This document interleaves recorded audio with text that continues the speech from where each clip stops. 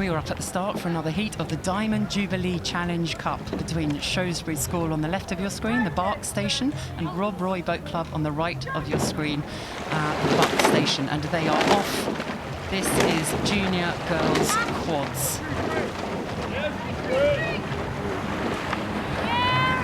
Clean start by both these crews, side by side as they come out.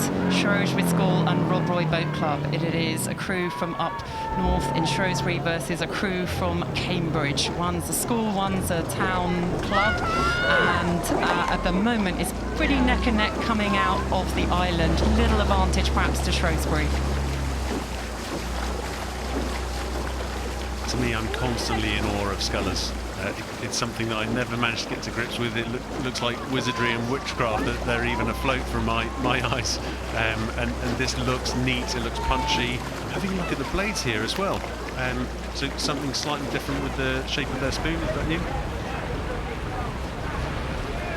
I'm really impressed. These are 17 and 18-year-olds. There's a 16-year-old in the Rob Roy Boat Club. So here we see on the Bark Station, Shrewsbury School, with Sophie Whiteman, Annabelle Stamer, Tara Lloyd and Katie Hale. And yes, the level of technical proficiency they've got to. Again, there'll be a steers person. We're having a look in the programme where I think we can see who has the steering foot. No, they're not showing us for the quads. And they are against Rob Roy Boat Club with Prune Lestienne, Martha Whiting, Lara Mathams and Eloise Cottrell, coached by Andy Turnbull. Really impressive technique. You can see from this overhead shot the accuracy, there's unison, the synchronicity, the angles of the blades. I guess there'll just be a little more, fraction more power per stroke, fraction more length happening as we zero in here on the crew from Shrewsbury School. Yeah, clearly both hand has an oar in it.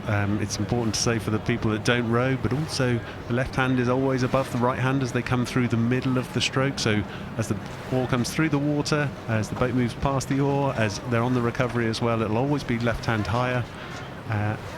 And it as well, it's easier. It's easier to see problems with the blade work because, of course, all of the oars are closer to each other than they are in rowing boats. You don't go left, right, left, right, left, right. You just have oars all the way down, so it's easier to see problems in blade work. You see they're good blade depths, so we want the oars not to be going too deep. You want to just cover them, and of course as you apply power it's very easy for them to go deeper. So what the coach will have been doing, will have been drilling. Findlay Rally up at Shrewsbury School will have been working endlessly to get the accuracy. Yeah, it's no good putting effort in if it's not moving the boat, and that's the technical challenge.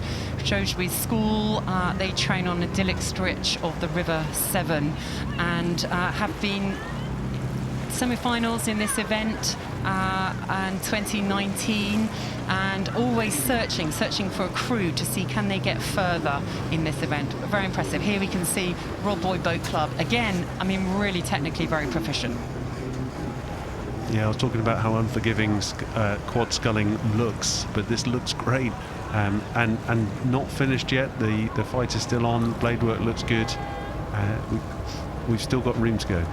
The Rob Roy Boat Club is the town club in Cambridge. They have a reputation for excellence in small boats. They have a brilliant coaching squad there, and in fact Andy Turnbull, Joe Birch, Stefan Graf were the coaching team of the year award that they received from British Rowing, I think in sort of 2022-2023. So, you know, involved in brilliant work to bring on juniors from around the town. Known locally as Robs. And I love the way they're rowing. Let's say Robs. I love the way that Robs are rowing. It looks really strong, it looks efficient, the legs are going down.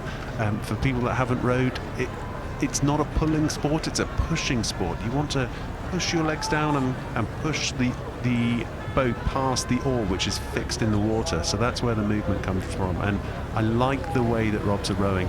That view there, if you're watching online, it looks like really classic, very relaxed, good sculling, but they need to wind it up, use those legs in this last part of the race.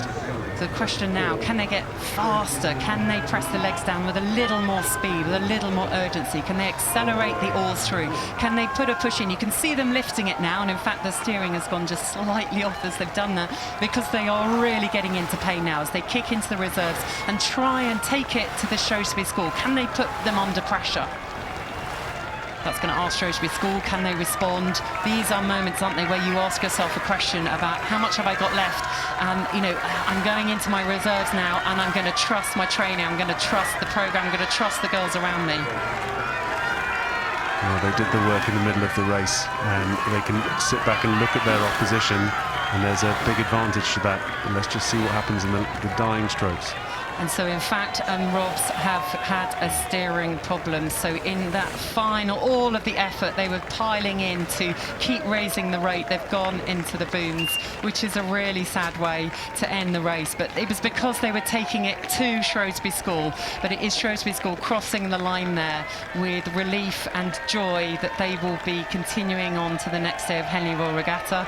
And Rob Roy Boat Club will need to get themselves across the line. They're feeling exhausted, frustrated, disappointed with that, but they should be very proud that they kept pushing all the way. And there are many crews of incredible experience who've ended up visiting those bows in the course of their career.